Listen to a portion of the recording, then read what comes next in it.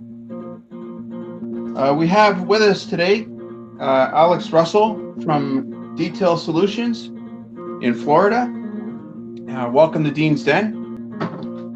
Thank you for having me. And no problem, Alex. I appreciate it. And I'm on your show as well. So, So welcome to the Detail Solutions podcast. And my guest tonight is Dean from Dean's Den Podcasting. thank you very much. My company's called Extreme Car Cleaning, and Good. I'm in Tecumseh, Ontario, across from Detroit. Yeah, you're a neighbor to our north, and Yep. we had a little conversation the other night that you told me I'm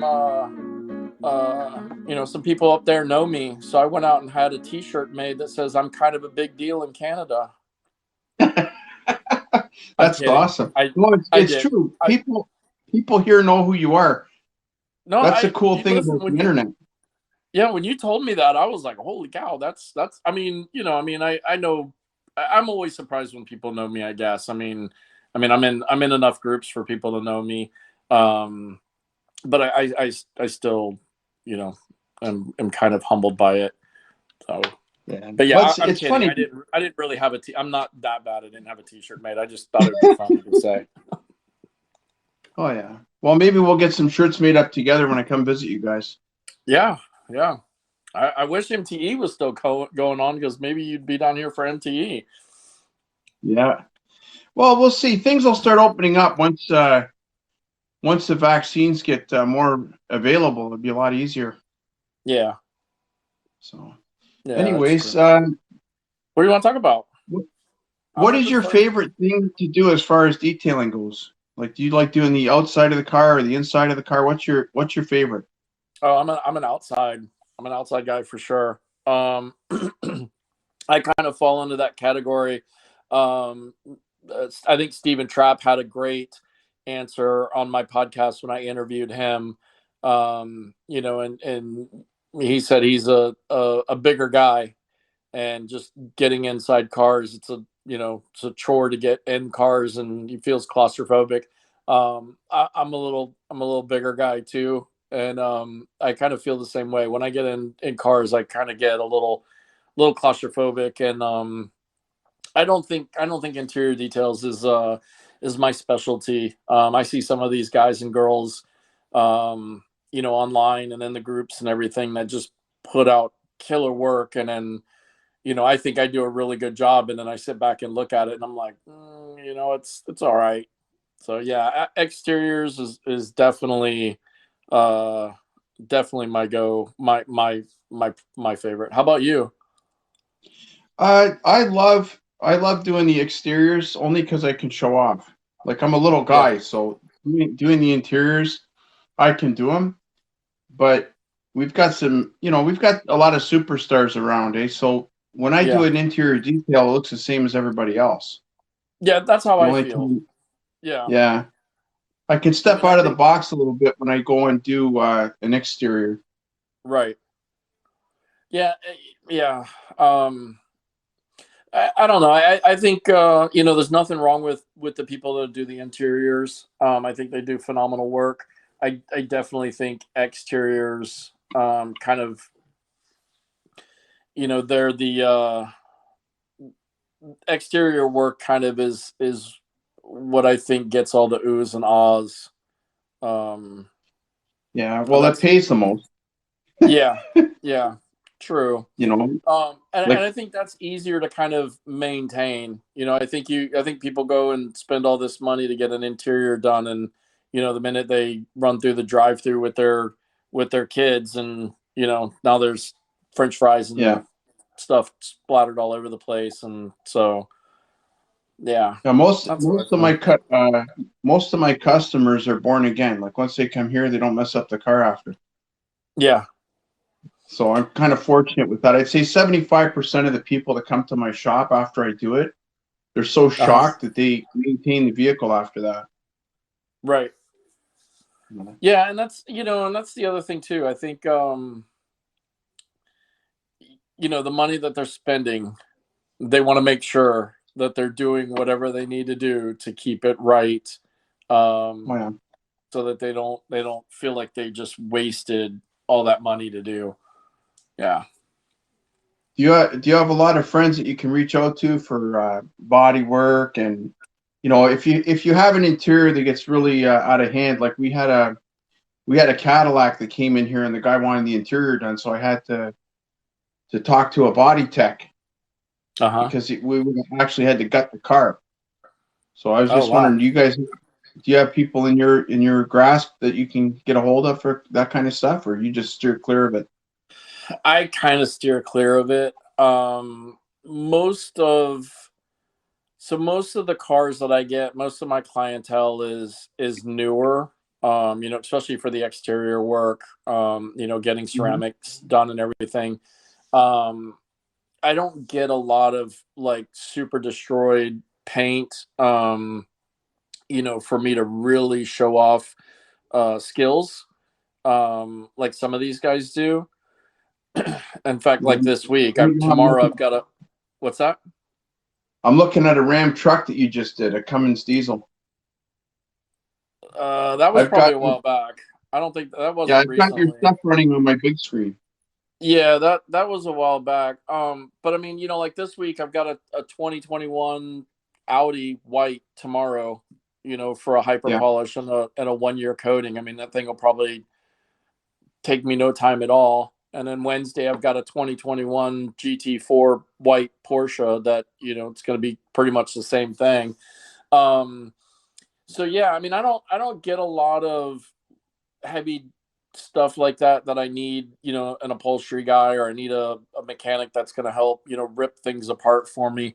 And two, I don't really want to do that. Yeah.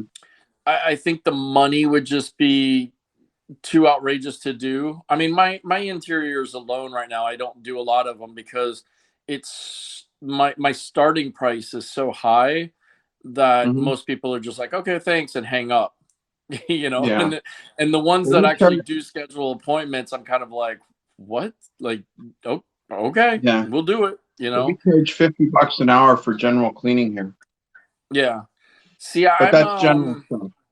yeah, I'm like 75 to 100 bucks an hour. Yeah. And especially with interiors, because again, I really don't want to do interiors. Yeah. So I'm gonna charge more, and if they do it, then fine. I've got one Yeah.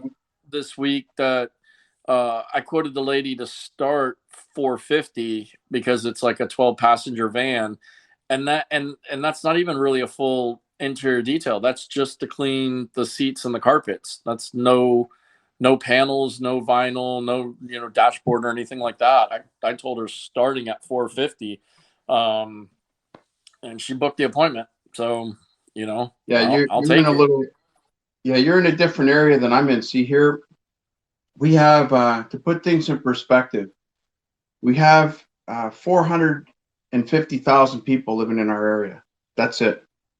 Like within, I'd say, an hour's drive. Right, right. So, Okay. there's Yeah, about 300,000 cars here. yeah. And, we don't have, uh, we don't have a lot of crazy stuff. Like we don't have Ferraris, Lamborghinis, and stuff like that because the weather here is too cold. Eh?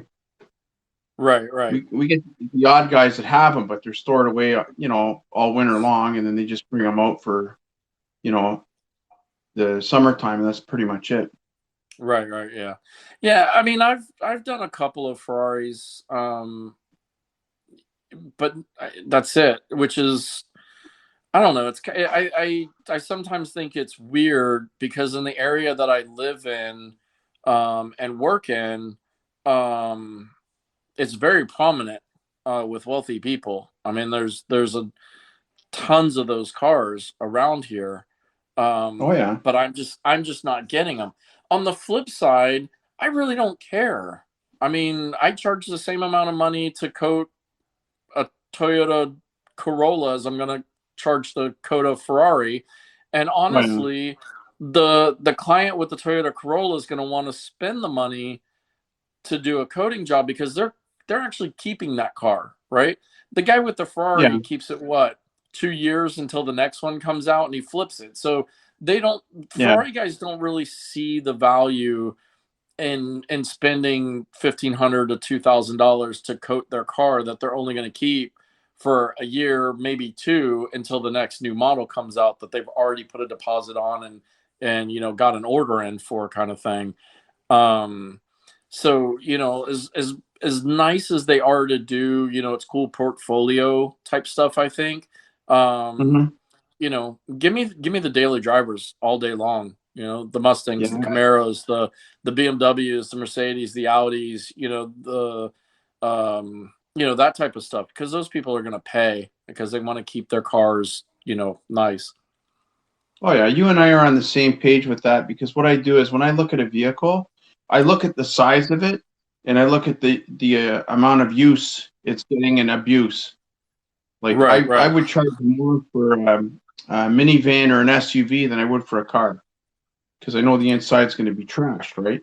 Well, And when I'm doing yeah, an yeah. I mean, exterior, yeah, yeah, when I do an exterior, I look at the complication of the panels.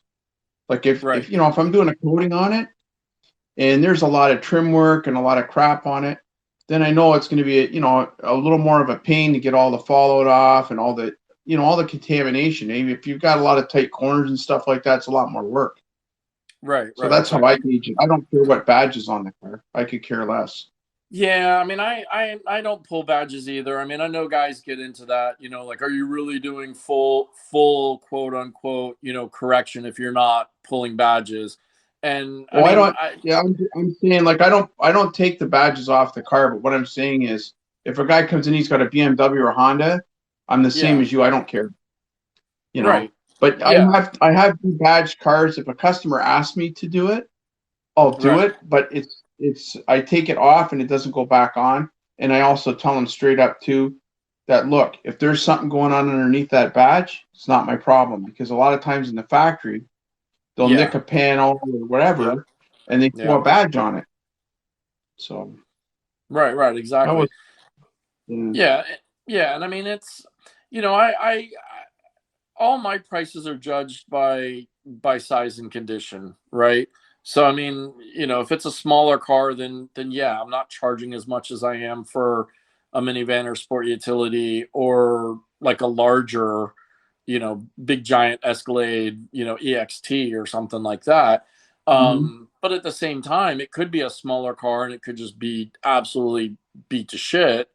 Yeah. And I know it's going to take more time and more work, so it could end up costing as much as, a big giant, Suburban or whatever.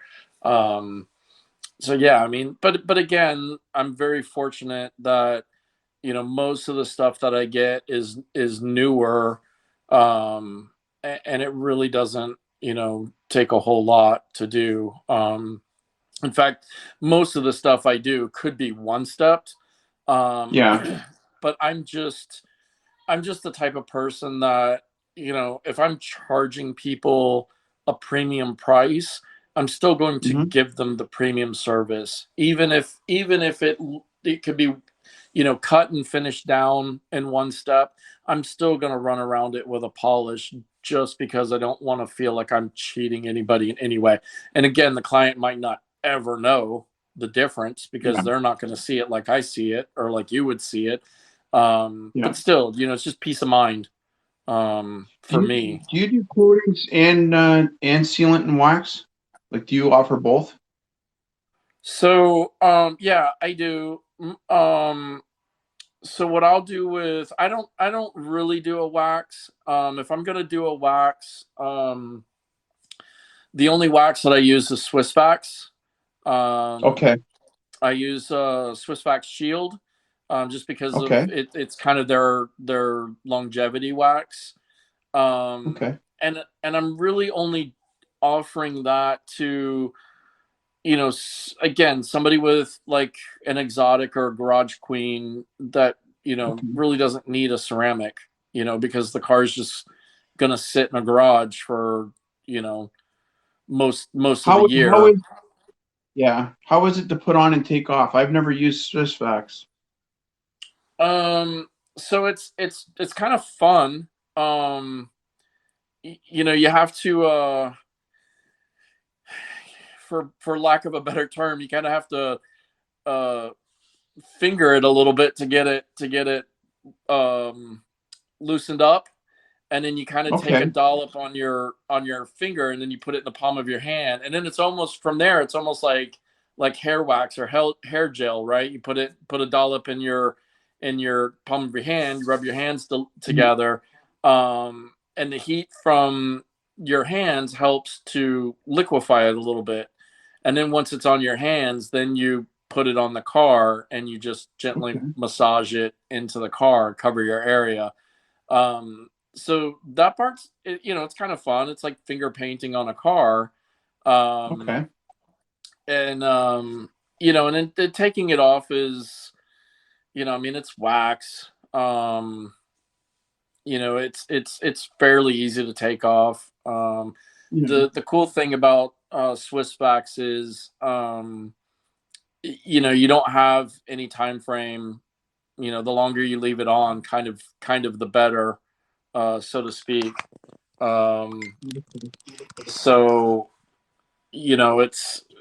it is what it is. I've only done a couple with Swiss wax. Okay. One of my clients has a 430 Ferrari Spider, Okay. and he drives it 500 miles a year. So All right. he didn't really see the value in spending the money to do a ceramic. And at the Yeah. same time, I told him there was no need for it. I mean, he could put Swiss wax on there, and Shield could be a 6-month wax. Well, the fact that he only drives it 500 miles a year, that wax could probably last him as long as putting a ceramic coating on. Um, the other big one that I do is the sealants. So I use a couple of different ones because I offer Okay. different packages depending on budget. So I don't do just like a wash and wax. I'll do like Okay. a clay and wax. Um, Yeah, that's what I do too. right, and even again, like I use the term wax because that's what most people know, but really it's just a sealant. So, like Mhm. I'll have a introductory or budget friendly pricing for that, and I'll do a clay, and then I'll do something like IGL Enhancer or American Detail Garage Valor, which are month, 2 month, something like that sealants. Um, Okay. and then a little more higher up on the price scale of it. I'll offer IGL Premier, which is 4 to 6 month sealant, depending on how they take care of it. Hmm. And that one I've gotten some pretty good longevity out of Premier on uh, some cars for clients and everything. So I like that one. That's also the one I do on what I call my hyper polish, um, Okay. which I kind of learned that from Aaron Knox. Him and Woo up in Georgia, I forget what they call their their service, but what they'll do is they'll actually do a cut and polish. Okay. But what they do is they're not doing paint correction, right? So they'll throw some cut on a wool pad and just crank it to 6 and just go to town, zip around the car.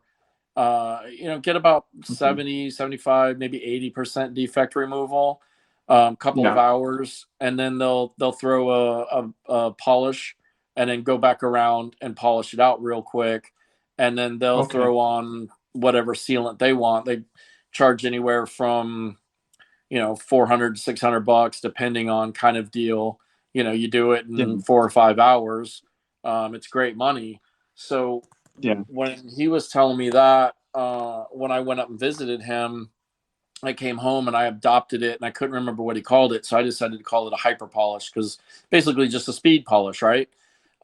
Yeah. So I kind of do the same thing. I start out on like cars for like $500 and go up to like 650 for bigger vehicles, and I'll do the same thing. I'll zip around it kind of quickly with a cut, and then come back and polish it out real quick, and then what I do with Premiere on that one is I learned from Danny Chung is you spray it on a black pad and then you dial your settings down to like a 1 or a 2 speed on your machine and then you work it Okay. in with the machine.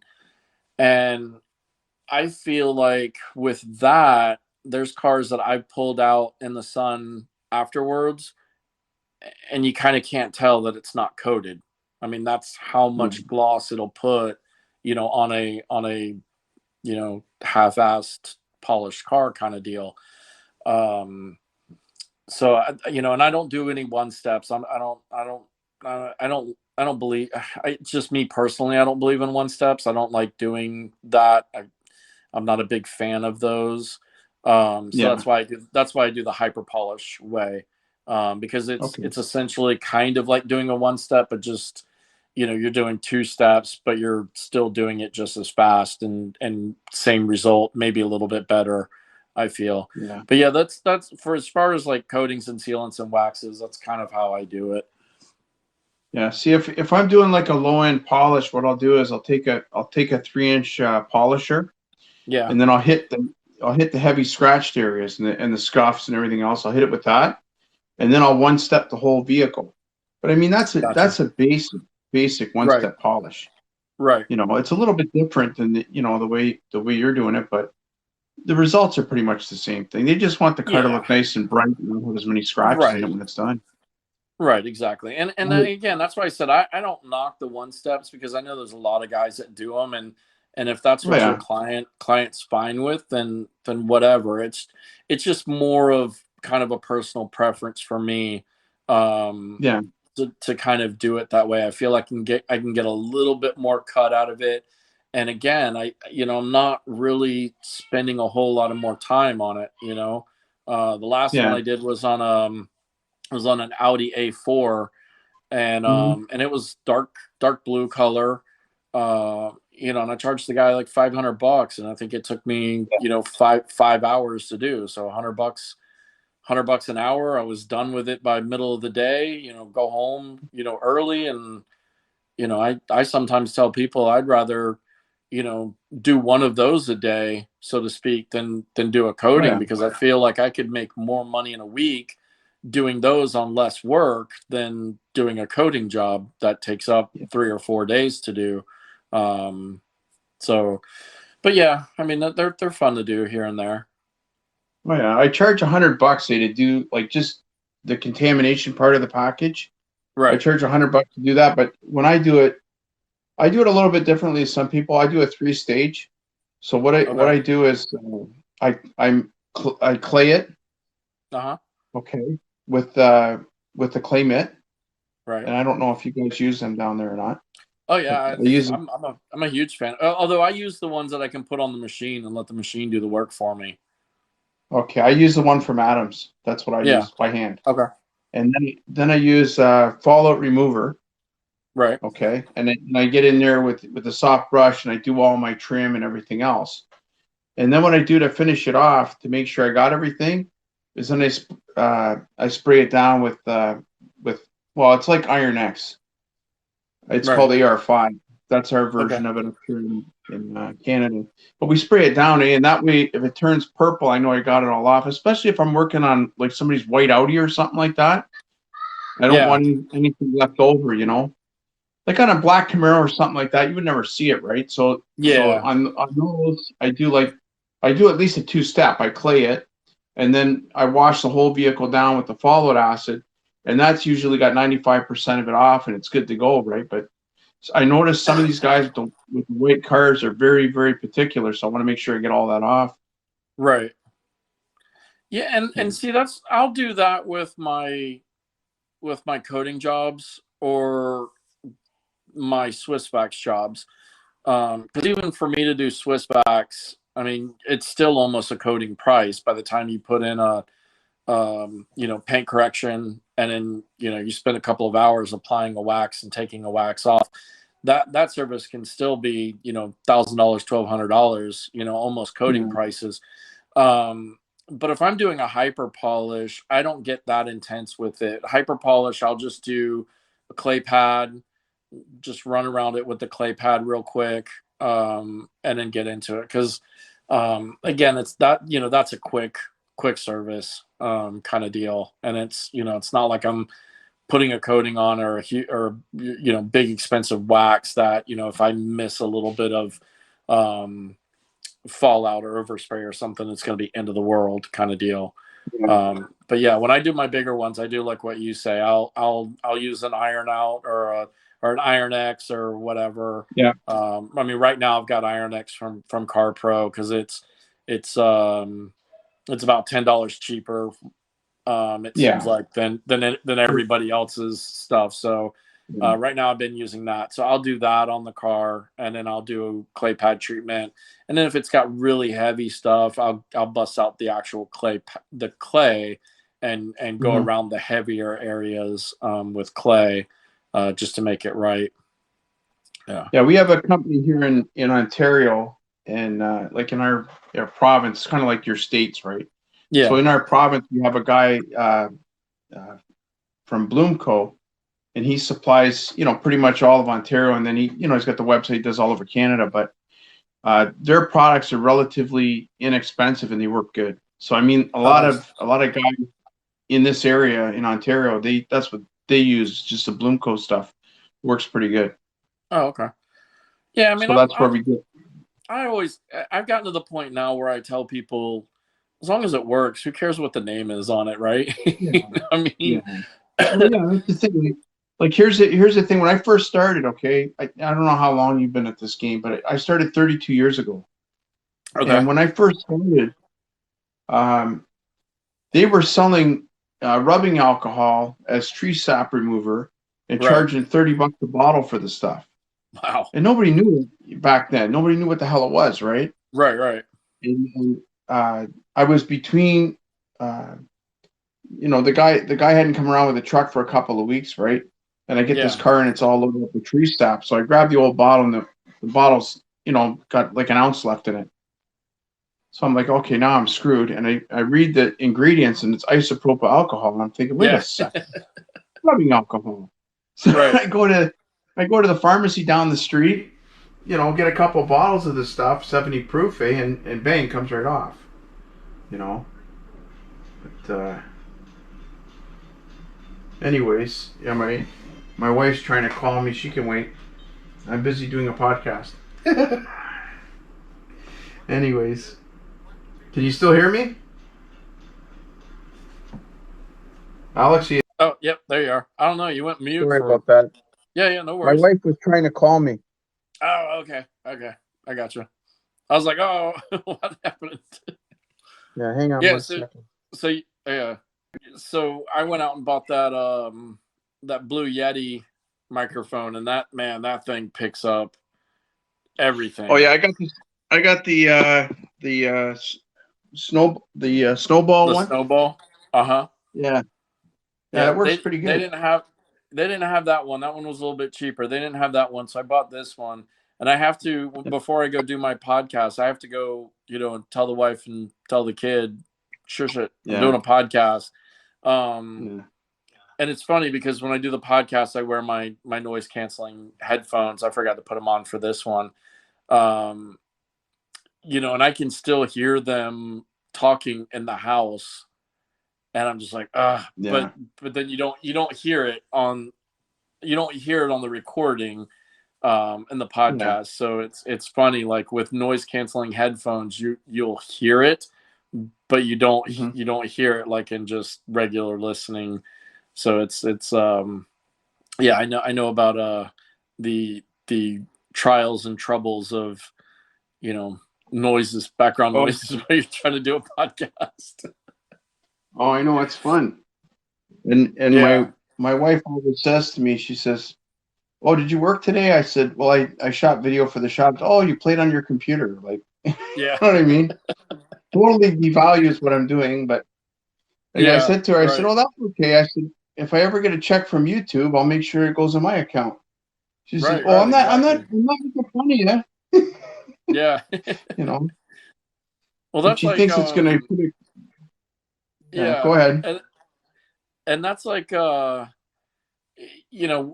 I've got sponsorship now for my podcast.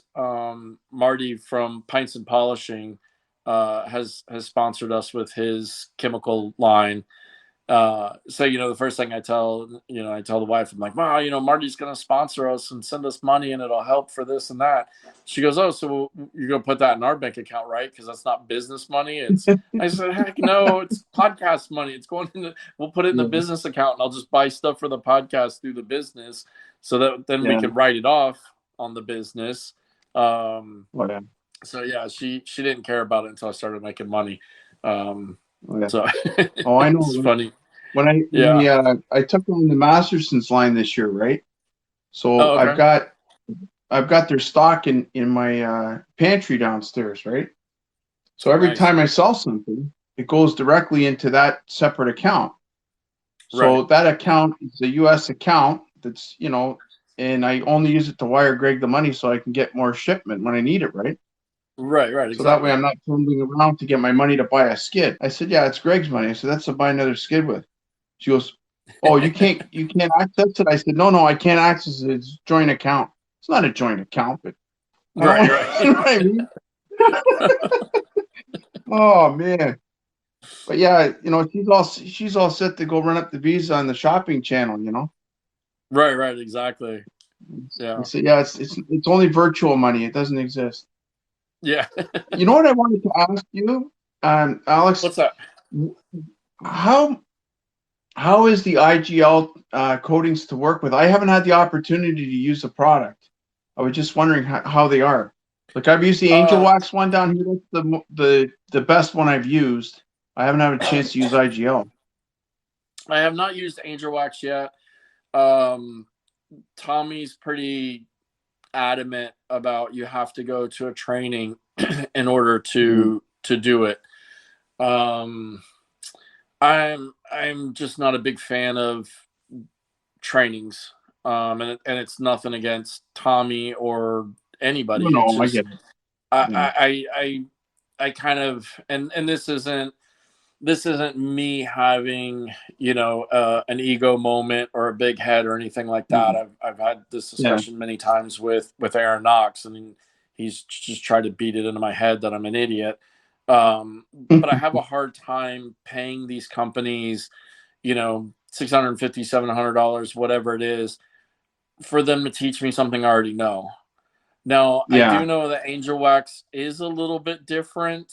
Um, in Well, they're okay. in They're coating. Like if you put it on, you have to wait 24 hours for it to air dry, or you have to put it under infrared.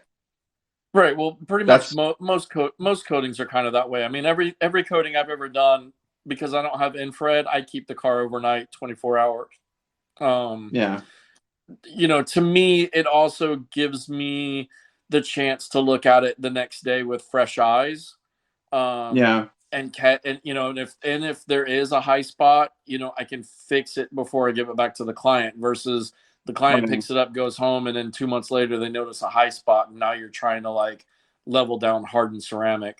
But I think from talking with Cormy and a couple of other guys, the Angel Wax, it's one of those you got to use water with it to remove it kind of deals or something like that because of how thick it goes on. So I haven't jumped on that yet. I'm interested in it. Um, it's just the training thing that's and then traveling and all that stuff. I mean, if they were doing one here in Orlando that was no traveling and no extra added costs for that type of stuff, I'd probably more inclined to try it or do it. IGL is wonderful. Uh, their coatings go on so easy. I've never had any issues with them. Okay. The humidity down here is really to the point that with just about any coatings I've done, whether it's IGL, Ceramic Pro, C Quartz, it's a wipe on, wipe off kind of deal. Okay. Is it The humid where you humidity. guys are? Yeah. In fact, I Okay. I last year bought one of those little portable AC units that'll cool Okay. down like 500 square feet or something like that, because my shop space is like Okay. 600 square feet, and Yeah. and it does a decent job if I start it early in the morning. That way, by the time Hmm. I get ready to start coating in the afternoon, then the humidity in the shop will drop 20 or 30 degrees. Okay. Yeah. Most days it's high 70s, low 80% humidity in my shop. Okay. So when I Hmm. turn the AC on, if I can get it down to 50s or 40s, um, then I can kind of I could do a couple of panels, right? So like I could do Okay. front door, back door, and then come and wipe off front door and then wipe off back door kind of deal. Or I could do a whole hood and then wipe it off. But if I don't turn the AC on with that high humidity, it's pretty much wipe on half a hood, wipe off half a hood kind of deal. Yeah. It'll just flash so fast. And then depends too. I mean, I've used a couple of the Seaquartz TiO2. I used Simonized Diamond Plate for a little bit to try it out for the guys at Simonize, kind of give them my Okay. feedback on it. And that's a TiO2 ceramic as well. And that stuff has no fool around time down here. I mean, you put it Yeah. on and you wipe it right off. Otherwise, you're gonna end up with streaks and high spots.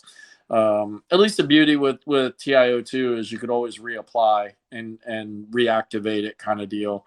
Um, Yeah. but yeah, IGL's got good stuff. I mean, I use Okay. Kenzo. I haven't used the new one yet. The K2 or the Kenzo with graphene. That's a whole Okay. another thing that I'm not buying into right now. Yeah, because the distributor for IGL down here, they sell Angel Wax too. Oh, okay. Yeah, I So he mean, uses both of them. yeah, IGL and Angel Wax seem to kind of go hand in hand. I mean, even before Angel Yeah. Wax came out with a coating, a lot of the Yeah. IGL guys were using Angel Wax, products, and that's kind of where got me into Angel Wax products, was because Okay. I was using IGL, and so many of the guys and girls in the IGL group on Facebook, were always talking Yeah. about Angel Wax, Angel Wax, Angel Wax, and I know Tommy Yeah. and Joel are really really good and close kind of deal. Um, Yeah. so yeah, I know a lot of the IGL guys are make up a big chunk of that Yeah. group. The legacy coating from Angel Wax, that's consumer grades. Like anybody can use it. Right. Yeah, everybody can use it. Yeah, It's just and the Vincent told Genesis. me at SEMA that stuff is just phenomenal. Like he almost likes Yeah, it it's really better good. than the Genesis. Yeah. The Genesis, no, I'm not gonna trash the product. But what happened was I didn't realize that if it's too hot, okay, and Uh down here huh. we had a really hot summer, which is it's not common for us. Usually our Right. summers are around 75 degrees max, right? Okay. Well, this one day it was 90 degrees, and I put the coating on, and it flashed so quick that it was actually capturing the moisture underneath, so it was clouding up Oh on me. wow. Oh wow. So yeah, it was kind of Oh. like I learned after that that if that's now I have a heater like a mini split. So now I Okay. have a unit that does AC and heat, right? So I Right. won't have that problem again. But I will never ever put an angel wax coating like a really good coating. I will not do it unless unless it's room temperature in there because it Right. flashes way too quick. Right, and see that's the thing, down here, being in Yeah. Orlando, Central Florida, um, we don't get very many cool days. So, Yeah. majority of the summertime, it's, you know, 90 plus, and then you add in the humidity factor, it's, pushing 100, and then your Yeah. humidity's so high that I mean, by 9 o'clock you go out at 8 o'clock in the morning. By 9 o'clock, you look like you jumped in a swimming pool. I mean, you're just that Oh, wet yeah. from sweat, just from the humidity. So that's Yeah. definitely where, for me, that little portable AC unit comes in handy, because, like I said, if I go in first thing in the morning and turn that on while it's still kind of cool out. Um, Yeah. and then do my because usually I'll do my heavy correction and everything the first day, and then the Hmm. second day I'll come in and then I'll do my polish, which take me a couple of hours to do, and then my prep Yeah. wipe, could take another, depending on the car, half an hour, 45 minutes, an hour. So usually by the time I'm laying first layer of coating, it's at least noon, maybe 1 o'clock. So again, Yeah. the by then the AC has cooled everything down and got it nice and comfortable in the shop, um, that I'm not fighting the ceramic, with flashing and things of that nature. Um, but yeah, one of these days I'll try. I mean, maybe I'll get some legacy to try. Right when my clients Oh no. ask me, well, what kind of warranty does it have, Yeah. I point to the gate that drives Yeah. out of the warehouse complex, and I said, the minute you drive through that gate, your warranty, there's no warranty, right? Yeah. And then they ask me why, how come there's no warranty? And I tell Yeah. them that it's not that the companies don't have a warranty, but Yeah. nobody knows what's going to happen to the car once it leaves my site or Yeah. my property, right? They could go Oh straight yeah. from me and go run it right through the car wash, um Well, and not I warranty my application, and that's the extent of it. right. Right, I'll I warranty say, my look, if work. it's not put on right, I'll redo it for free. But other than that, there's no warranty. Right, and that's exactly what I'll do. I'll warranty my work. If Yeah. you find something wrong, I will fix it because that was me. But a year Hmm. down the line, no, I'm not. And that's the thing. Most of these ceramic companies, their warranties are so full of, you know, ifs, ands, and buts and whatnots kind of thing, that Yeah. it's not really a warranty anyways. Yeah. So that's kind of the other reason why I don't even tell my clients about warranties. Um, I'm very fortunate that my clients that call me, or stop by, they usually ask me two questions about ceramic coating. A, do you do ceramic coating? And B, how much? They don't care what Yeah. brand it is. They don't care what hardness it is. They don't Yeah. care how long it'll last. Just, do you Yeah. do it? And how much does it cost? And then usually the third question will be, when can we schedule? Yeah. Um, so that's why I don't get caught up in the ceramic thing. Yeah. It's too much. The term I always find funny on Facebook is, the cult, the ceramic cults. Because Yeah. everybody who's a part of some ceramic, it's almost cult like.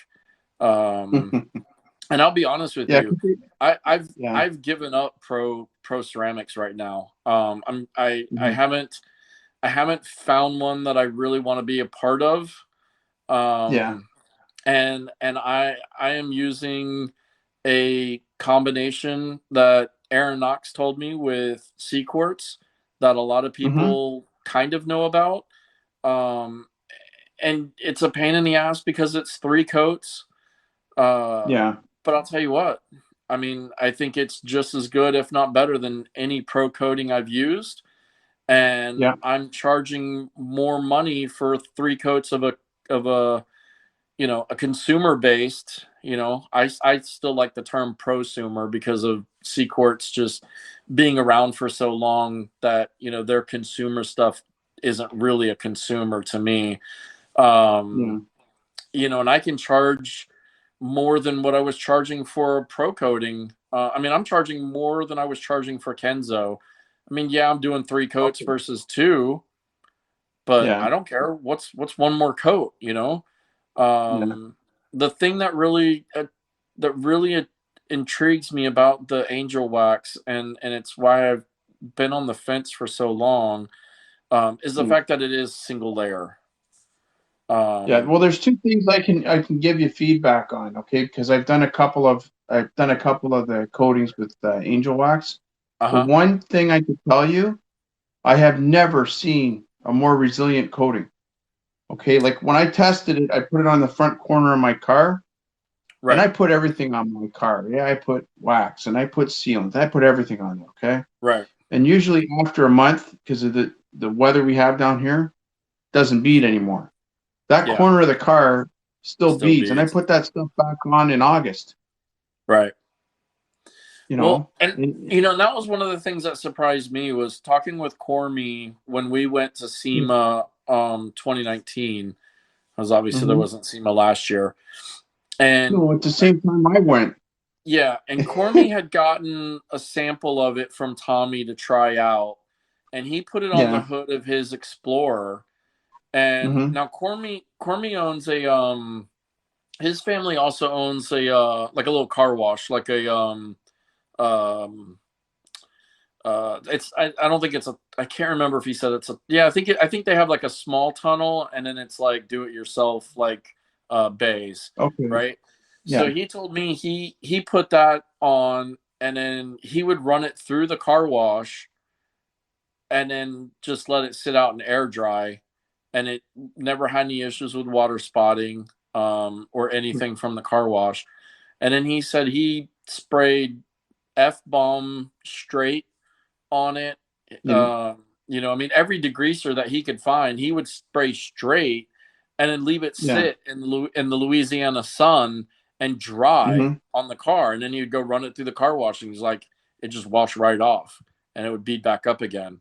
Yeah. So I know he put it through some tests. Everybody I've talked to is said really great things about it. Yeah.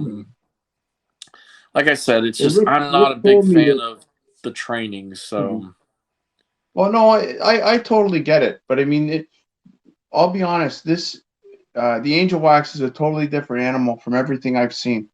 I mean, yeah, I've got One Coat Pro. I've used Fen Lab stuff. I've used different coatings. I even used the Carbon Flex from Chemical Guys, right? I've tried okay, different ones, right? right, right, And the Chemical Guy one is hard as a friggin' rock.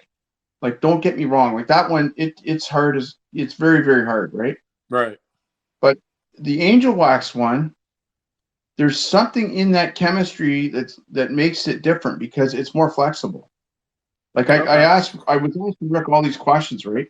And yeah, the coating itself actually flexes with the panels. Like it's almost like a sticky, gooey coating, right, when right. you put it on and take it off. But it's nice. I mean, I was shocked. Like I was scared to use it because it's such an expensive coating and everything Yeah, else. But once you put it on and you see the results, it's amazing. Like I did this guy's pickup truck, and he wanted everything angel wax, the seats and the glass and the whole 9 yards, eh? right. He paid $1,500 to have his truck done, Nice. and it looks like he washes it once a month because Oh it wow. never looks dirty. Yeah. Like it just. Well, that's our weather too. Like we get snow and stuff like that. And then the other thing too is he told me he never has to clear the truck off. He said he goes out there and blows it off. Yeah. Like nothing sticks I've unless we get ice on it. yeah, He said, but I've seen usually he those just blows the videos. snow on. Yeah, I've seen those videos of the detailers up north. That coat cars, and then they, got 2 or 3 inches of snow sitting on top of them in the morning, and they just take the leaf blower and just blow it right off. Well, I took my airline outside. I did a little comedy video, and I blew Uh the huh. car off, with the airline because I'm Right. Right. lazy, eh? Yeah. Do you guys have you ever tried I might have asked you this before. Did you ever try the Typhoon gun from Snap-on? No, I mean I have the Tornador. Yeah. I have that one, Yeah, I but got I those don't too. have. Yeah, and which I'm guessing the Typhoon one is basically the same design kind of deal. Well, no, the Typhoon, what it is it's just an air gun that goes on the line. There's no chemical bottle. Yeah, yeah, yeah. Well, I know Tornador makes one that doesn't have a chemical bottle too. I mean, I Yeah. have the one with the chemical bottle because I'll use it Yeah, this more on one like doesn't this interiors. doesn't spin. Oh, It oh, doesn't okay, spin. It's okay. got a collar. Yeah, It's got yeah, a yeah, collar on the gun, and the Right. collar has perforations all the way around. It's got like 20 holes in it. Okay. So when you squeeze the trigger, you've got air coming out from 20 different places. So when you go and you do a rim or something, it blows the water right off. Oh, okay, cool. Yeah, No, I it's haven't. I pretty guess I cool. haven't It's seen always that a one then. breeze. Yeah. Yeah, that's pretty neat. That the three tools I found from Snap-on that were really cool was the Typhoon gun, the cordless polisher from Snap-on, the little 3-inch one, Uh and huh. the headlamps. Yeah, the headlamps Oh, are okay. awesome. Yeah. You put Right. them on and click them on, and you can, but for interiors, they're fantastic. For an Yeah. exterior, like I usually use my scan grip light, Yeah. That's how I am. check it over and stuff. Yeah. Yeah. I always use my handheld. I got to the point now where, um, and again, it was another thing that I learned from Knox and Woo when I went to see them. When they were doing a car, they didn't have any lights on the car other than the overhead light. But what Woo was doing was when he got done with his area, he'd pull out Mm-hmm. his handheld and he'd shine his handheld on it. Yeah. And so I was talking to Knox about it, and it made a lot of sense, right? Like your handheld, usually whether it's a Scan Grip or the Phoenix ones or that most guys use or whatever, they're brighter, they're stronger than your panel light. Mm-hmm. Because a lot of times I'll put my panel light on and do a spot, and I'm like, all right, thumbs up, did it. But I'll turn my panel light off and grab my handheld, and then I'm like, oh, well, this looks like shit still, so I got to keep going. So I just got to the Yeah. point now where I don't even bother with the panel light anymore because it's for me it's kind of gives a false look. So I'll just do my section, and if I feel like I've done it, then I get my Scan Grip, my handheld out, and I shine it on there. And Yeah. if it's clear, then I move to the next section. If it's not, and I can still see some micro marring or some light swirling or whatever, then I'll go back and do another pass on it, kind of deal, um, and do it that way. And then too, that's it's easier to drag that little handheld around than drag the big panel light around the car too. So, but that's how I've been Yeah. doing it. I can't remember who I was watching. Think I'm pretty sure it was Larry Casilla I was watching. It was Uh either huh. him or the Forensic Detailing channel. And what they Okay. did to check the panels was they shut all the lights in the garage and just went around with the scan grip. Yeah. Yeah. And because that's like, to me, that is the best way. I don't normally have to do that, but if I've got a customer that is really finicky about it, and there's I'm doing like if I'm removing all the orange peel and dirt, and if it's a real high end job, Right. then I'll do that. I'll shut the lights off, and I'll just go around with the scan grip and just check it over at the end to make sure I've got it where it needs to be before I put a coating or seal it and wax it. Right. Well, and I mean that's kind of the true way to do paint correction, right? I mean, you turn Yeah, off all the lights, you have dark room. yeah, That was one of the things I learned from Danny Chung with IGL, and hmm he had the best analogy ever when I asked him, because I asked him when I was going to redo my shop. I asked him, I said, how come some guys have you know dark dark gray, dark black walls, floor, ceiling, and some guys are maxed out gloss white. Um, hmm and what he told me as far as the darkness for paint correction is, you think about it when you go to the jewelry store. They've got all the jewelry laid out in the cases, and they've got all these lights hitting on them to give them that sparkle. But what are they yeah, sitting on? They're sitting on a dark blue cloth or a black cloth, right? Because yeah, they want your eye to draw to the diamond or to the whatever gem is there, right? yeah, If it was sitting on a white cloth, it would just blend in and wash out. So, yeah, kind of the same thing when you're doing paint correction. You don't want a reflection of a white wall on your car when you're doing paint correction. Yeah. And to me, that just made the most sense in the world. That's why you want to do, lights off, dark room detailing kind of deal, Mhm. or dark walls, dark floor, minimal lights detailing, because Yeah. you don't want that reflection or that gloss coming off of a wall to take your eye away from the work that you're working on. Yeah, my So, shop, it's all bright white in there, but then when I do my uh-huh. paint correction, I shift the lights because I Yeah. need it because I do so many interiors, right? Yeah. And I have to almost imitate, daylight Yeah. because the weather here gets kind of crappy. Sometimes you get a lot of rain and stuff like that, and it screws you up. So you have to have it inside, right? Right. Exactly. And that's the other reason we have all these lights. Like I have the headlamps. I have a hanging Yeah. light.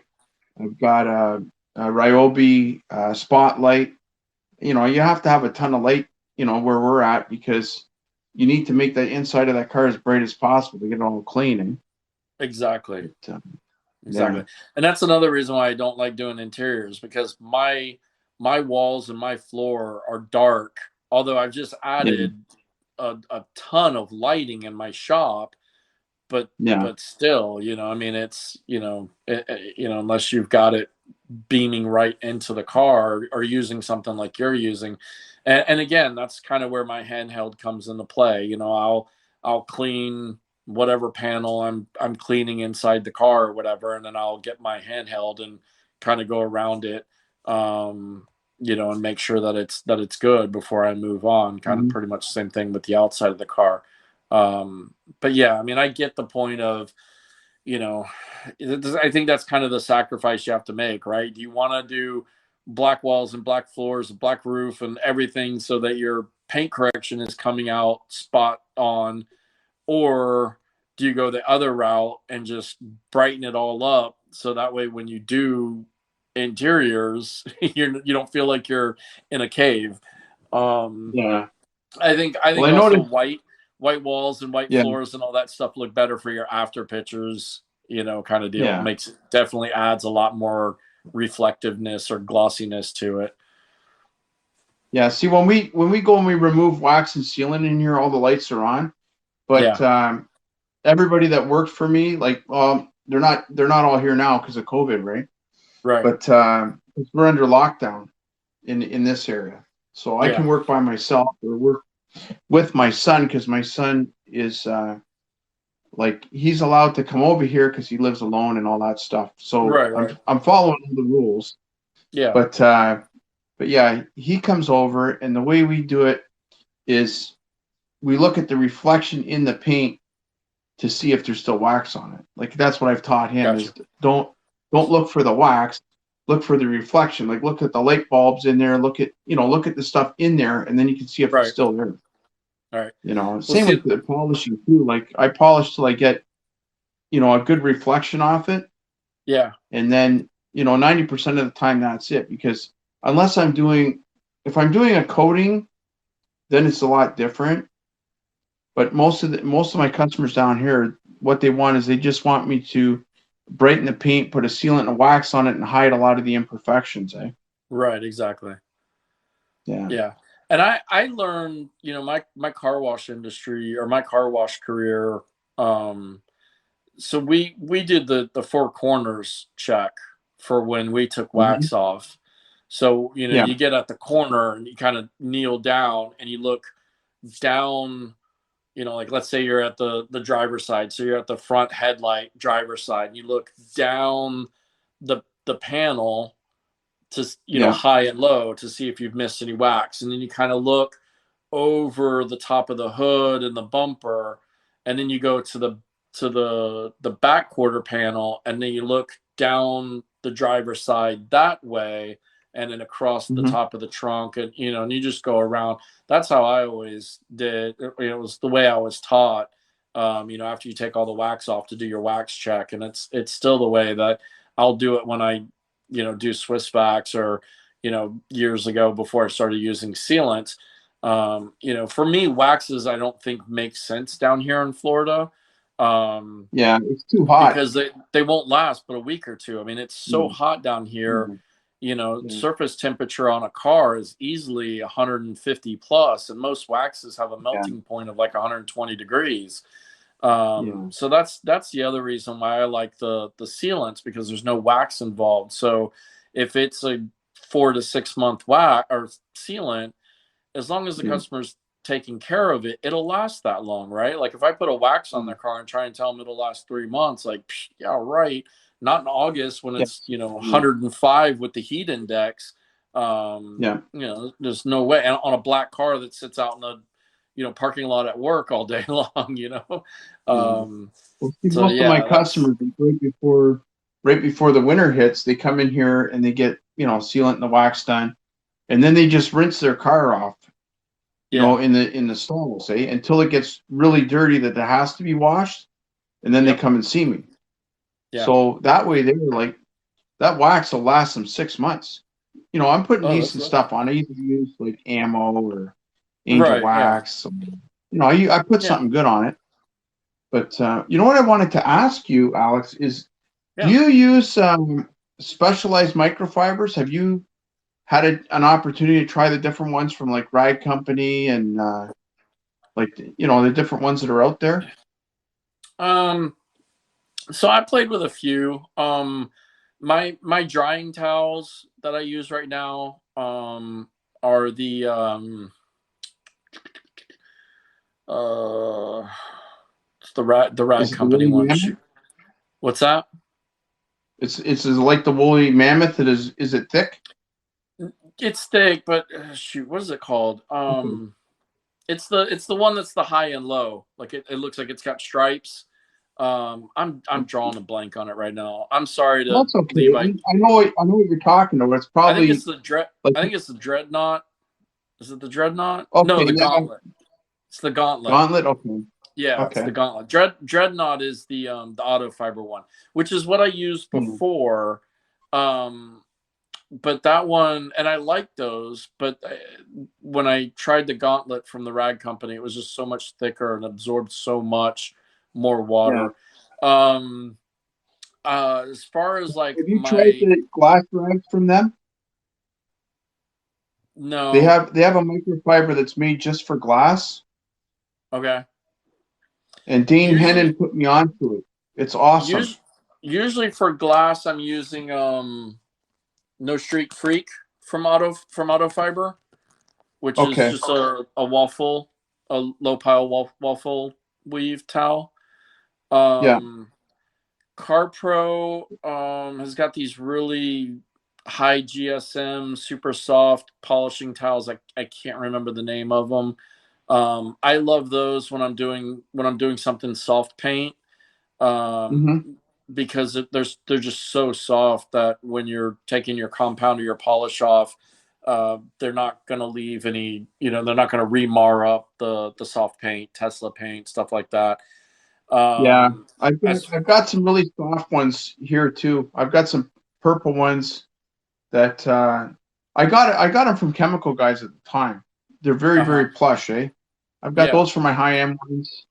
And then right, I got the black microfibers from Masterson, okay, and they cut the wax right off. Like when you go oh and you nice, wipe a panel down, it cuts it off without scratching. yeah.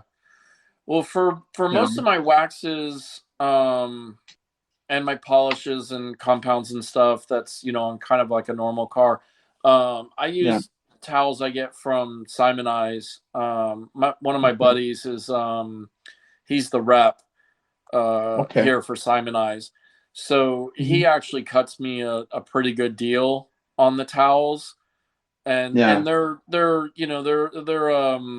a sewn edge like 320 GSM, Oh, okay. low Yeah. pile. Yeah, so I mean they're Okay. really great for taking off compound and polish and waxes. And then as far as Yeah. ceramics go, I've started using I was using the Simonized towels just because again my buddy gives them to me at such a good deal that they were really Yeah. easy to throw away. I didn't feel like Yeah. I I was use I use breaking the bank. Kirkland for that. Yeah. Yeah. Well, see, I didn't like the Kirkland ones because I know a lot of guys do use those. I tried them at one point, um, but You got to I didn't wash them like them. first. I didn't like Yeah, them. you got to. Yeah, you got to So I'm wash them because if you don't wash them, man, it's lint city all over the Yeah, place. well, it wasn't even that. They just felt a little rougher. And I actually marred up some paint, taking ceramic off with those. So what I've started using, because it's a good deal through Sky's the Limit down here, is they Hmm. have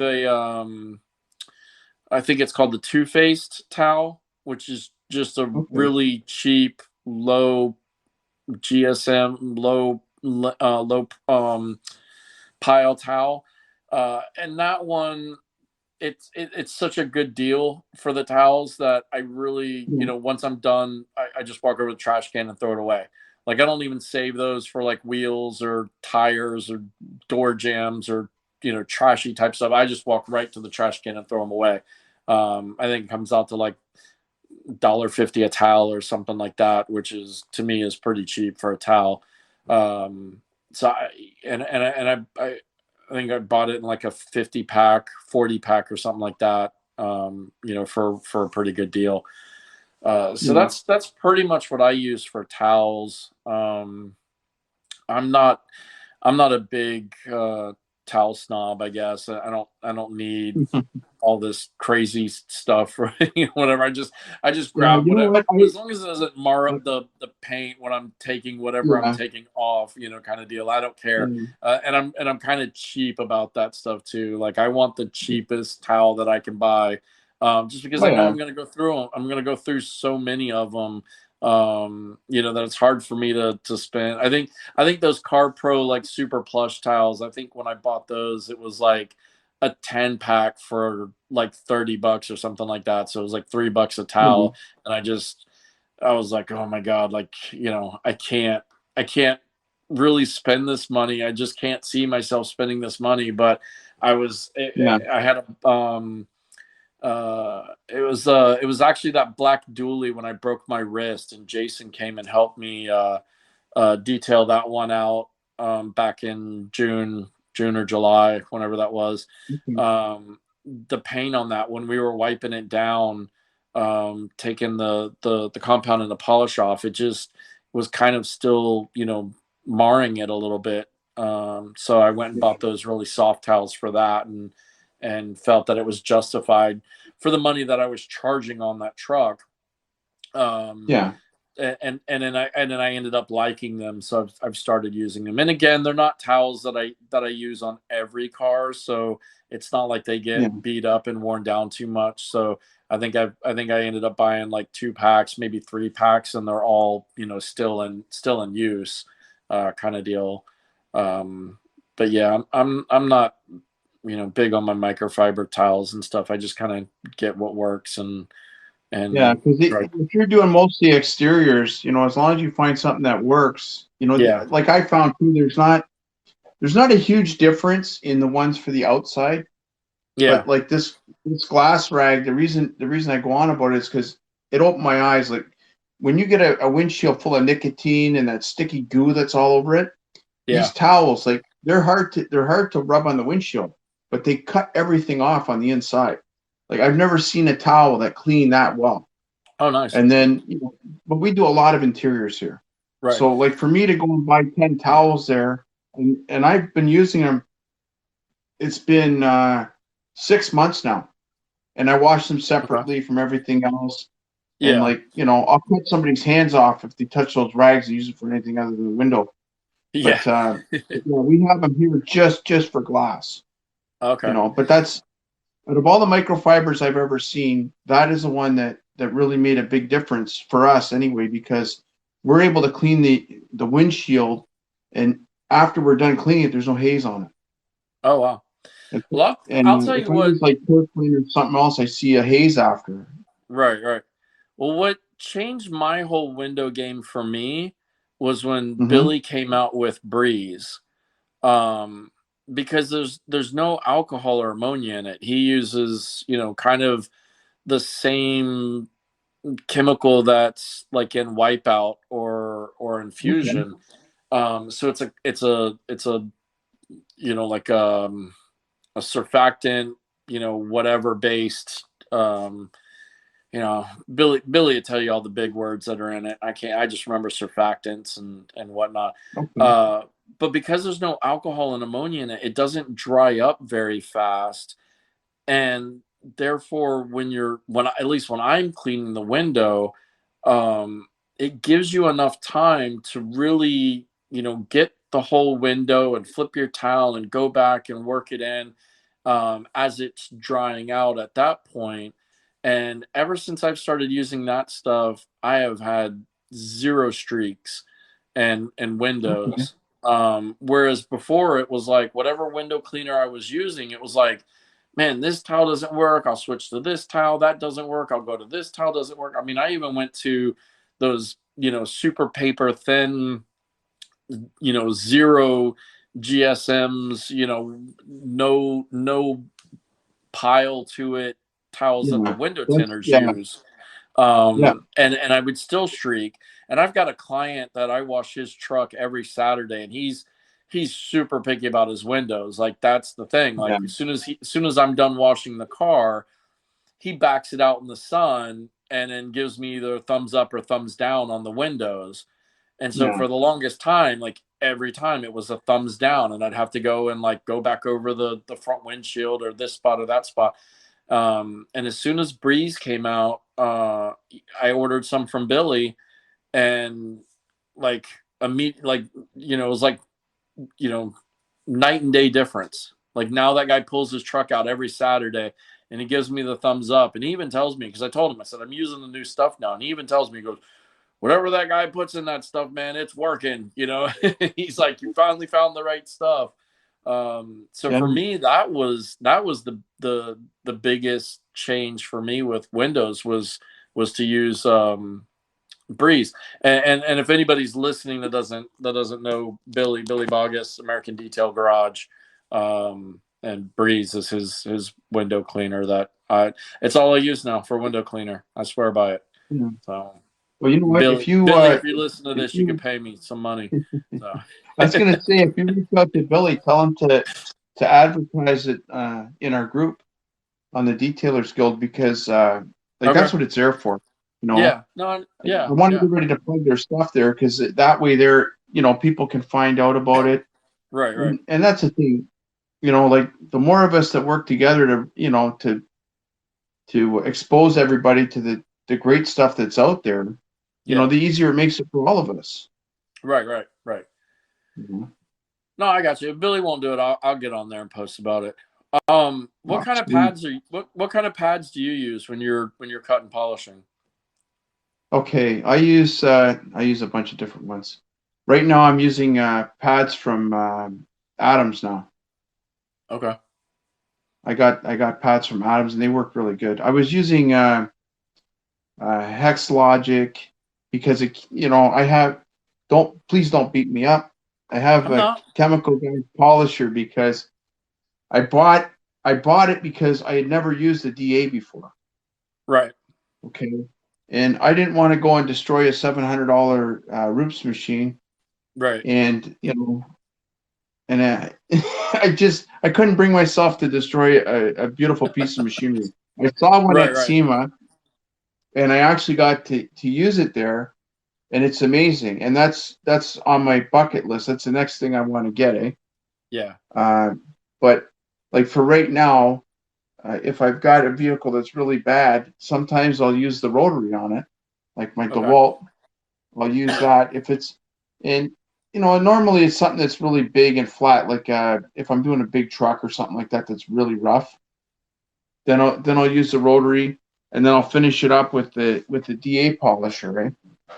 right, But but yeah, the pads I use like a medium cut, like an orange pad. okay, Like that's usually what I do, and I use HD Speed. If it's really okay, nasty, then I'll use the cutting compound from 3D. okay. Yeah, 501. yeah, Yeah. yeah. The only other compound I have in here is V32, and I only use that on headlights. Okay. Okay, because it's so abrasive. I would never touch paint with it, but that's just me. You know, Okay. I would No, never I touch got a you. paint job with it. I I've never used the V32 or the V36. I've never used any of the Chemical Guy stuff. I'm gonna be honest with you. Yeah, the Funny 32 enough, is I I yeah. tell everybody I'm a proud graduate of the Greg Masterson School or Detailing School of YouTube, Yeah. because when I started, he was kind of the only one that was on there, you know, doing things and showing things. So I kind Yeah. of learned the gist of, you know, working a DA and putting, you know, pea size drops and working it in and all that stuff from Greg. But Yeah. I never used the Chemical Guys line. I used 3D a lot in the beginning, so I used 501, 502.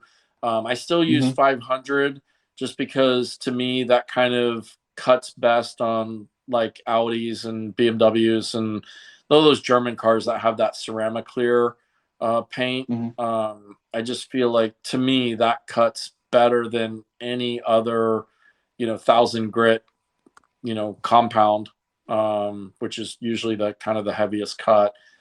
So I've used the 3D stuff, the HD speed, the 505. Yeah. I learned a big Have you used lesson when talking 3M? with no 3D. 3D's Yeah, but 505 and I've used 3M before too. yeah, no, I haven't used any 3M. Um, but I learned from Don Williams when he was still with 3D. Um, Hmm. because I use speed a lot. Well, speed and five. Okay. I actually used speed in the beginning, and then when 505 came out, I started using that because I liked it better. It didn't seem as oily or as um like yeah, I guess oily as speed. But Yeah. what he told me was because of the Monton wax that's in both of those products, he said you should never use them when you're doing a ceramic coating because no matter how much alcohol you use, you're never going to get that Monton wax completely off. And that's one of the things I kind of see a lot of guys make the mistake is they'll do a one step with speed or with 505 and then throw a coating on there, Yeah. and it's not going to hold. You know, it's not going to last a couple of months. You know, maybe a year if you're kind of lucky. So when he told me that, that was kind of where I stopped doing one steps. Because that's kind of what I was doing for one steps or what I was using. And by then I kind of got into doing more ceramics and was getting better at my correction skills. So I started learning like using HD speed and then throwing a ceramic coating over it is not a good ceramic coating job. But in the Yeah. beginning, when I was doing that, I didn't know any better, and I was one of those guys that only charged 400, 500, $600 for a coating job.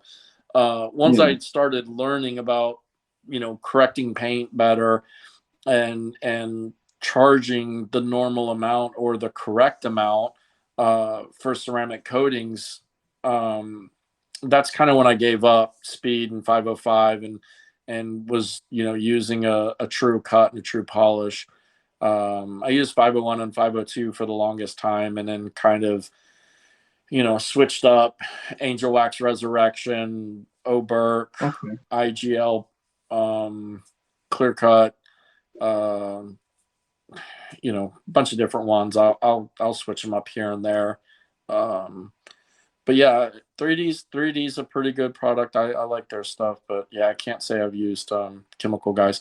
For pads, I've been using lately. I've been preaching from the mountaintops about the new Lake Country pads, the UDO pads. Those, whew, man, those are some good stuff. They found David Patterson. Uh, went and engineered or found, or however the story goes. I know he was kind of in charge of it. They've got foam that has memory cells in it now.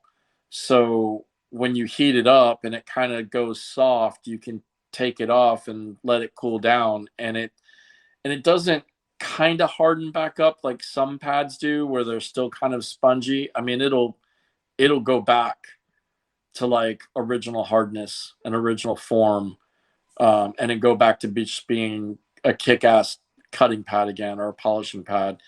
So those are those brand new ones that just came out not too long ago, and so far everything I've used them on is just like blown my mind. um, I was using the HDOs before that. Now I've got all these brand new HDO pads that I got to find some way to use on top of all the UDO pads I just bought. And then the Rupes wool, I loved that pad, but the HDO, or the UDO micro wool pad just blows the Rupes wool pad away Yeah, in my I think I'm mind. going to be changing my pads up eventually, because I find like if I use anything over 3,000 RPM, Yeah, it melts the pads. yeah, yeah. So, Yeah, and that's the thing. I mean, I'm usually so I'm not, my Rupes, I'm usually about a 4 um okay, on my cut. yeah, So I'm not. Some of these guys are full send. They're on 6, just demolishing paint and pads and everything. I use a 4. I've told this story on my podcast. The reason why I did that was I actually kind of caught an episode of Obsessed Garage, um, okay. which is not one of Matt my Marmon. favorite YouTube. It's not one of my favorite YouTube videos, but he had Jason Rose on there, and I am a fan of Jason. Yeah, And Jason was doing some wet sanding and cutting and polishing and everything. And Matt asked him about, where does he run his cut and his polish at? Excuse me. And Jason said he likes to cut at 4 because it's still going fast enough to get a good cut, but it's yeah, slowed down enough that you can actually control the machine better. It doesn't just yeah, feel like it's a screaming banshee and you're just holding on for dear life kind of thing. yeah, Um, excuse me. And then for yeah, polishing, he dials it down to about a 2, because then you're really working the product in, and you're helping to yeah, cut out any of that micro marring that you put in with a heavy cut or a pad or anything like that. And yeah, so I tried it the next day. I went in went in, I had a car to do, cranked it to 4, because I was usually about a 5.5 guy for yeah, cutting, and then I was like a 4 guy for polishing. So yeah, I just dialed everything down and did it that way, and he was right. Like, the machine just seems more balanced. It's easier to control. It's yeah. easier maneuver. I don't feel like if I hold it in a spot for too long that I'm going to heat the paint up too fast. Um, so that's kind of how I do my polishing, or my cutting and polishing. Yeah. Yeah, when I first started, the guy that taught me, uh, he used to teach at Ferrari and Uh BMW and huh. Porsche and stuff, right on the assembly lines. And Right. what he taught me was, and we're using it like a rotary, like at DeWalt, Yeah. right? Right. So he told me never ever go over 1,500 with that machine, never. Oh So, wow. and then he would have me dial it back to 1,200 for black. Yeah. And then he said, what to do is just apply enough pressure to make sure the pad has contact, and Yep. then go nice and slow Yep. on the panel, so that Keep it flat. as you're going, yeah, they keep the Keep heat, like they give it the heat, to do what it needs to do. right. But then you've got really good control over the machine. So when I first started using the DA, I started it, like the most I put it at is like 3,500. I mean, that's the Right. most. I like usually I dial it down. Like if I'm doing black, I'll dial it down to 2,800, and then I just go nice and Yeah. slow with it. you Yeah. know. Yeah, I But yeah, think that and your pressure and your arm speed, it all plays mhm, into everything. I mean, if you've got a machine cranked to 10, so to yeah, speak, and you're just kind of holding on for dear life. I don't get where you're getting any real cut out of it. And I'm not saying yeah, guys can't do it. I mean, Christopher Cormier, for one. I mean, that guy does insane work.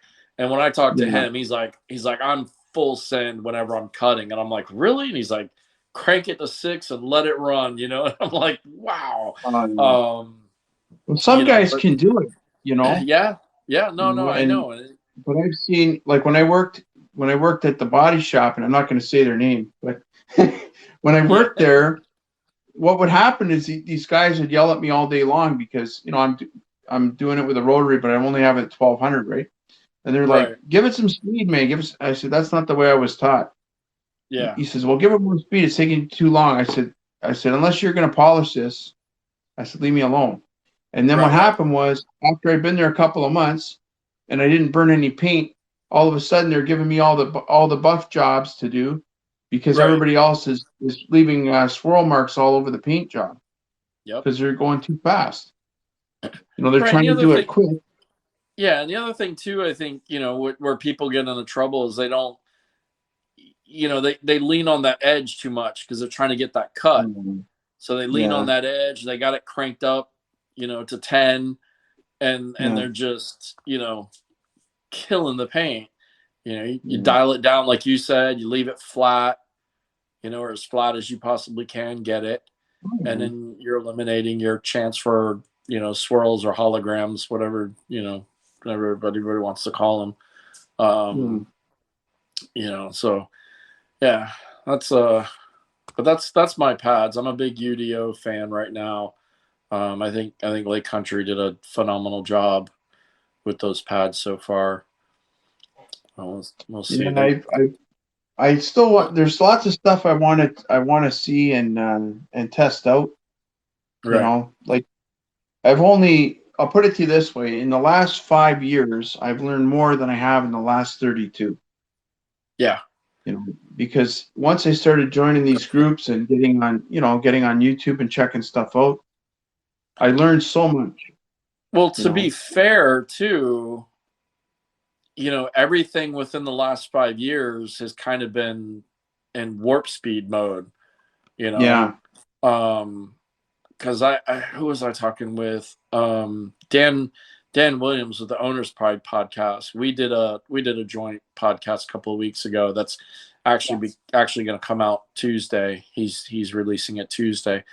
Um, and he was telling me, because I was telling him, my background is 25 years ago, give or take, is when I started at the car wash. And then 5 years ago is when the car wash was sold. I didn't want to stick around with the new company. I didn't want to be a manager again. I was hmm, getting into this style of detailing at the car wash. I had talked to owners into letting us do, paint corrections with DAs and do yeah, ceramic coatings and things like that, and not just the old school buff and wax jobs.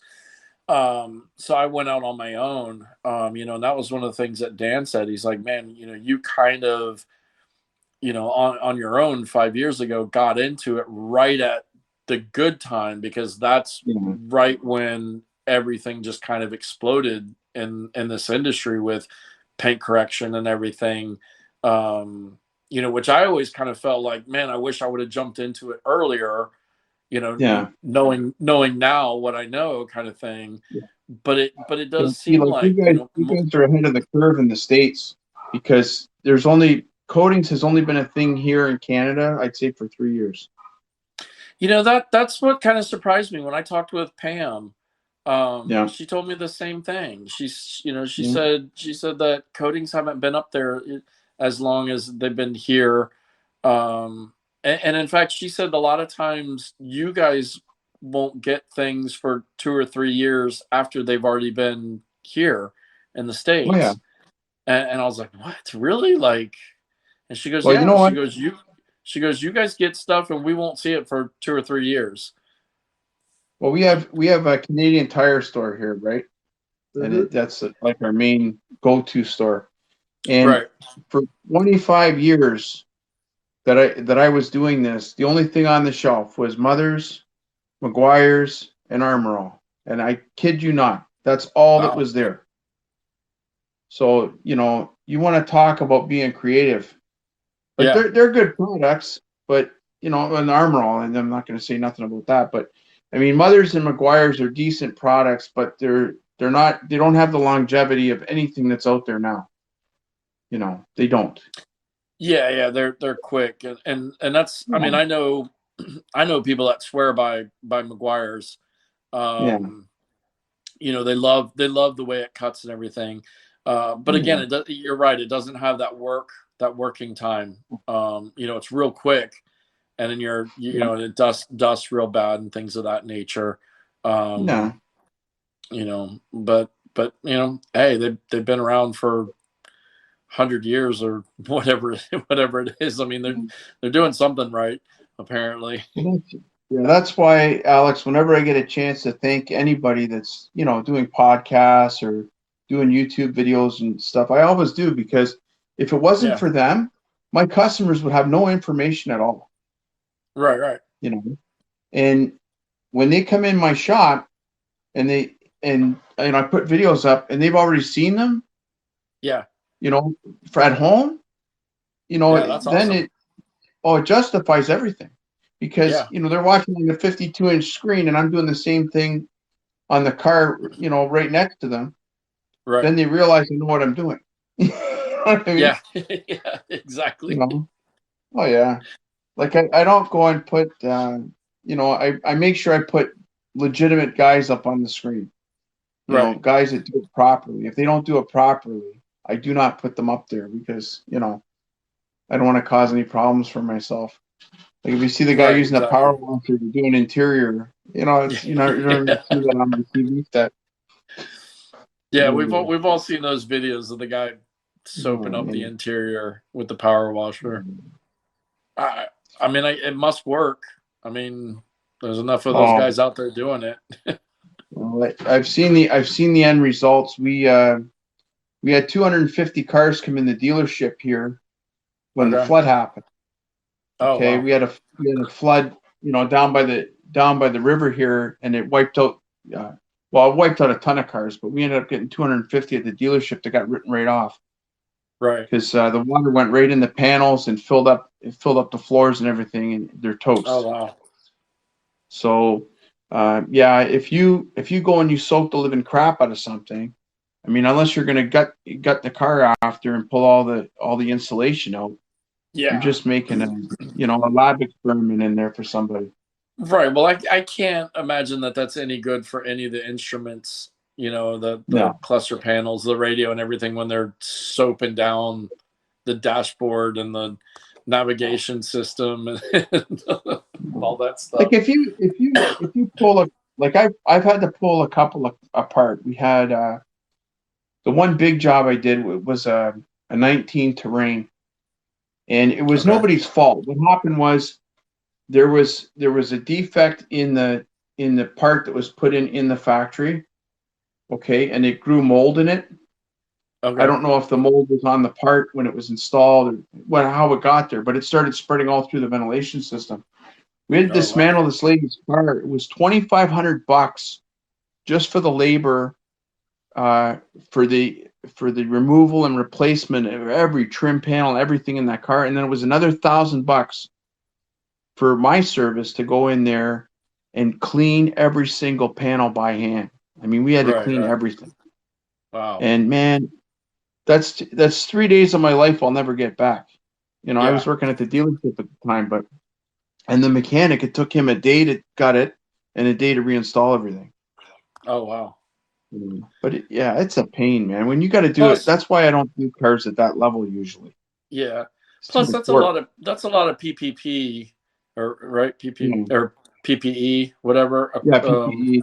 Yeah, that you've got to wear for something like that, and it doesn't make the job very comfortable to do, No, and anyways. you have to clean everything with with alcohol, Yeah. to make sure it's all, yeah, everything's dead in there, and oh, it's a nightmare. Right. Right.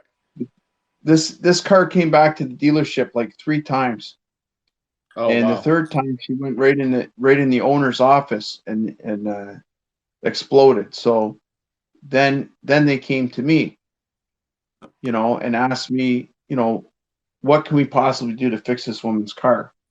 Right. And I told them point blank. I said, you know what? I said, I got asked. I already got asked once before, and they didn't do it. So I said, I'll tell you what needs to be done. I said it needs to be taken apart because I Yeah. can't clean it, because once the mold gets in the ventilation system, it's all through it like that. There's nothing I can do. I said that thing has to be dismantled.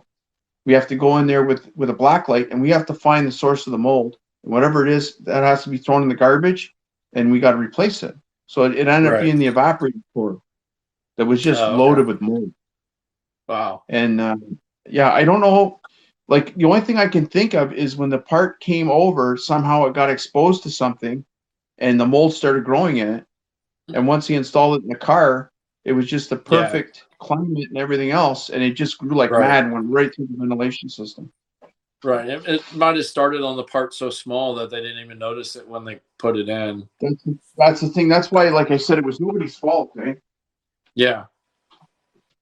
It's just one of these things that happen. But normally, yeah, normally stuff like that, I don't touch. I had one guy bring me a Cadillac in here, and he wanted all this stuff done, and I lifted up the floor like the carpet, and it was Yeah. just soaking wet. Right? And I Uh, told him, I said, you know what? I said, there's 300,000 kilometers on this vehicle. I said, you've got body damage all over it. I said, just looking at this thing, there's $7,500 worth of damage. I said that I can see. And I said, I'm not an estimator. I said, but I know from yeah. working at the body. I said, you'd have to throw 10 grand in this car to put it where it needs to be. If I was you, I would just sell Drive it it off. for part. Drive it off a cliff or something. Well, that's what he did. He ended up putting it up for $1,500, and he sold it in 3 days Oh, nice. because the Yeah, parts good were for him. worth more than the car. Yeah. You know, like if I told him, if somebody buys it for parts, it's worth parts. But even the seat, like it had so much water in it, the tracking rusted, and the seats wouldn't move. Oh, wow. So I mean, there's certain things that it's not even worth my time to work on. Yeah. I mean, I've only had a few like that. I mean, they were all my time at the car wash. Because I again just for what it would cost me to do something like that, people are just like, it's okay. Well, let me call around. I'll call you back, and I know they're not going to call me back. So I'm like, to me, that's a win, right? Because I really don't want to do it Oh yeah, anyways. But we had one guy at the car wash that had a an H2 Hummer, and yeah, it had a leak in the sunroof, and and then it was only on the seats, like the vinyl or the pleather or whatever they used on the seats, got mold on them. The rest of the car yeah, was, with the rest of the vehicle was fine. So he brings it into the car wash, and we um we scrub it down with a citrus based degreaser, because that'll kill it as yeah, well. And um and then conditioned everything, and it's fine. Gave it back to the guy, no issues. And then he calls back like a month later or whatever, and he's bitching about that the mold's back. oh um yeah, so we reluctantly kind of do it again. hmm um but again, it was one of those things. I kept telling the guy, I was like, you got a leak coming from somewhere. This isn't something that, we just didn't clean it good enough. In fact, yeah, I worked on the vehicle with one of the other detailers. So I was like, I know we did the process right. We scrubbed it yeah, down with a citrus base. We did this, we did that before we even put a conditioner on it. Um, and then what it ended up taking, because he just kept bitching about it, was yeah, one of the chemical distributors here does a lot of dealership work, and they had this. I can't remember what it was called because it was about 7 years ago, but they had Yeah. this product that it had to be misted on to everything, and it would just kill the the mold, the mildew, whatever. So we didn't have anything that could mist. And so I asked the guy because he's like, I'm really not supposed to sell it to you. It's only for dealerships. I'm like, come on, man. Like, I need this. And but I was like, what do you mean a mister? And he's like, well, you got to have a mister. I was like, I don't have, like, what do I get? And he goes, go buy a Hmm. fog machine. So I went and bought a Yeah. fog machine, poured this stuff in there, and then just fogged this, like just held the fog machine and just, made passes up and down and left and right all over the door panels, the dashboard, the carpets, the seats, Yeah. everything I could possibly do. And then finally that stopped the problem. But again, I told the guy, I said, listen, I still think you've got a leak in your sunroof. You need to get it Yeah. figured out because I can't guarantee that this is going to come back. And this is it. This is the last time I'm doing this for you, from the car wash. Next Yeah. time we're charging you money again. And then the guy called me a couple weeks later. He goes, yeah, you were right. There was a leak in the sunroof. And so Yeah. when it was the Well, I car know. wash, I didn't really care. We just did it to save face, and the owners Hmm. didn't care about, obviously they were losing money on it, labor, because we had to keep doing it so many times. Yeah. But if it had been me, it had been a one-time deal, and I would have told the guy, well, you got an issue and it's not me, so go get it fixed first and then come back and I'll redo it, but I'll charge you for it. Yeah, we used to have a guy came in the dealership and he was called Leak Pro, and he would come in and he did mostly sunroofs, and Uh-huh. windshields. Yep. And 90% of the time that he come out, it would be there's a drainage tube on a lot of the Yeah. sunroofs, and if that thing gets Yep, it blocked, usually runs down the A pillar and then out the front yeah, fender kind of deal. yeah, yeah. I guess if that thing gets plugged, it's Yep. game over. Like you Yep. got to clean Pretty it out. pretty much. Yeah, yeah. Yeah. Oh, what else, man? What else you want to talk about? I don't I know, don't really man. have. And we covered a lot of stuff. Yeah. I don't really have a whole lot. I just kind of came into this as just let's talk and Let's have a fun jam. time. Yeah. Yeah, well, that was cool. Like, no, you know what? You gave me a lot of really cool information, and it's great because now I've got something to post. Yeah. So now I've got another podcast to throw up. You've got another podcast to throw up. Yeah. So I'm we I can do like this like I again. told You know I what, told you Alex? the We other can do night. this again, man. Oh yeah, yeah. I mean, I'm always down for anything. I mean, like I kind of Mm, told you the other night when I started this, I was mm, just going to be one a week kind of thing, and the more I kind of do it, the more I kind of get into it, and so now my plan is I'm going to keep my Q&As to once a week. Um, yeah, the What's on Your Mind episode that Jason Bruno from Pain Assassins co-hosts with me, which is kind of just it's very similar to kind of what we just did here. I mean, yeah, what, hey, what's on your mind? Let's talk about it. I yeah, don't plan anything for that. I mean, other than the guests, I don't plan any questions. I don't, we just kind of let it go the way that it goes. yeah, And that one's kind of, we just talk until people get tired of talking. The Q&A one, I usually try to keep to that 45 minute to an hour mark. That's kind of the sweet spot, it seems like, for that type of stuff. yeah. Um, but I told Jason the other day, I said, man, I said, let's do the What's on Your Mind one once a week if you want to. And he's Yeah. like, hell yeah, man. He's like, I love talking on that thing. I love doing it. We'll probably have to split this into a two-parter, eh? Oh no.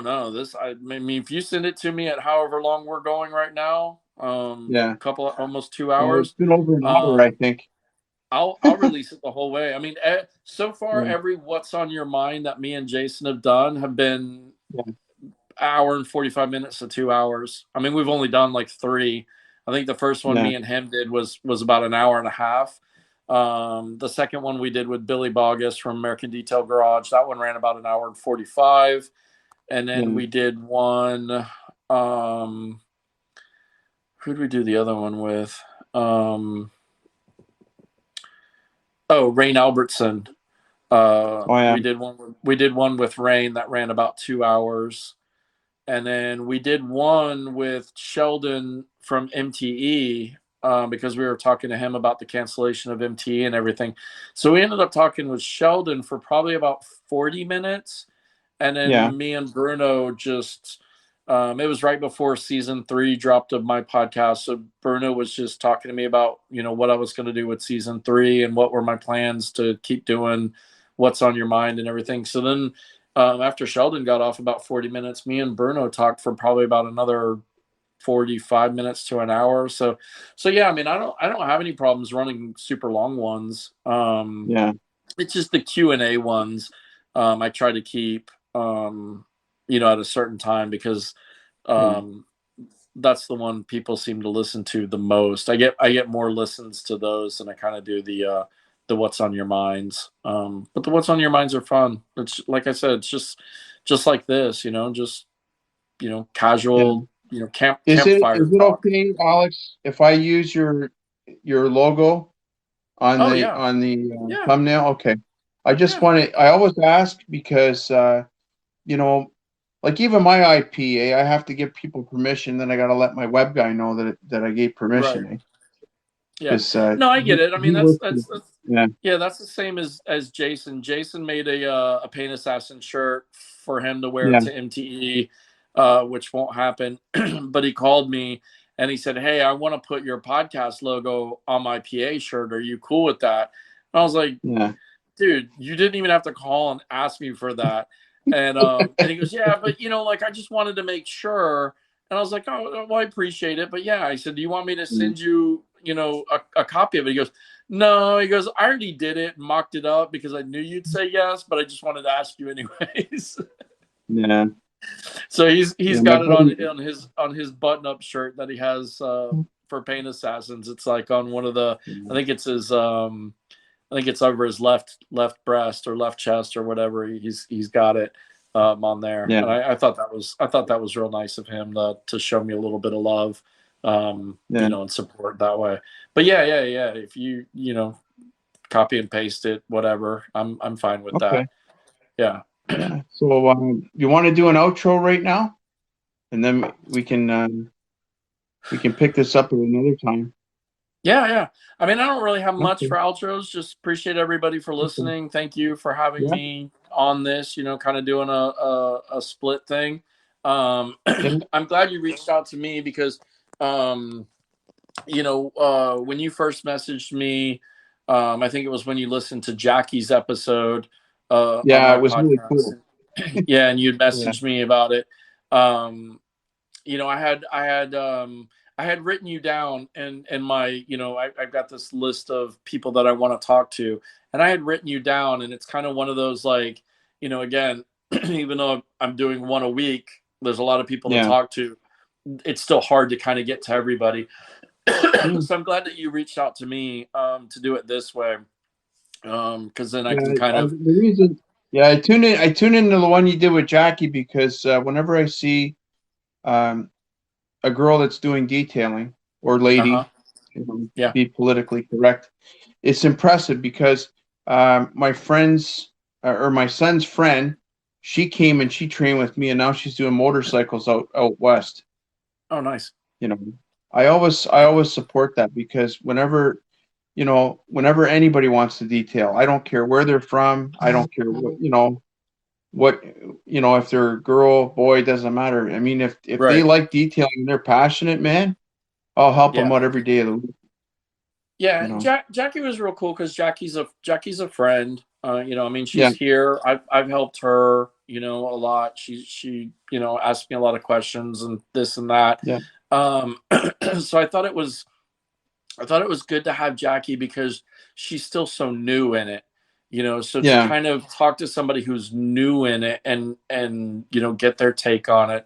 I also talked with Megan Baker, her and Rashid, Yeah. because Megan does phenomenal work. What they do with boats is ridiculous. Um, Yeah. and then Esme, the detailing girl over in the Netherlands, I mean, she does phenomenal work. And then excuse me, throat's drying out. No problem.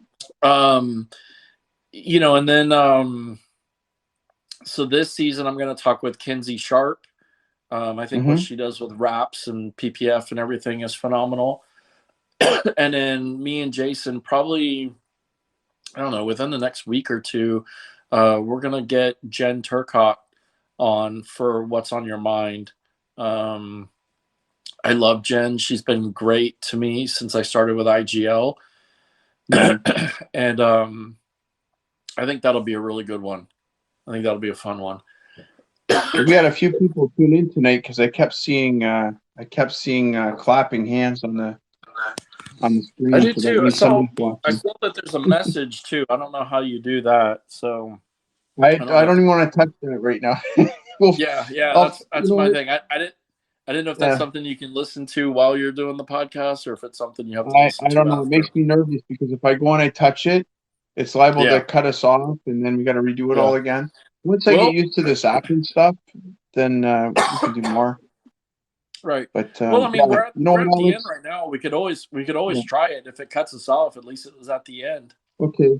Well, let me thank you Oh for yeah. being on the show. I really appreciate you being on Dean's Den.